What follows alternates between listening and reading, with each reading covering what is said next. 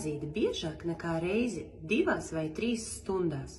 Pirmais faktors – zīdaiņa kuņģa izmērs. Pirmajā dzīves mēnesī kuņģa izmērs sasniedz vien olas izmēru.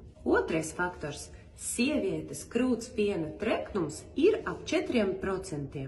Mēs neesam roņi, lai pabarotu mazuli ar 60% treknu pienu un atstātu viņu bez ēšanas uz visu dienu. Un trešais – puse no visā apēsta krūtspiena apjoma sagremojas un pamet kuņģi jau 20 minūšu laikā. Gluži kā nutriciologi iesaka arī pieaugušiem labāk biežāk un mazākām porcijām nekā otrādi. Lai tev sanāktu mierpilna zīdīšana no pašām pirmajām dienām, meklē vairāk detaļas mūsu webinārā par zīdīšanu pirmajā dzīves gadā.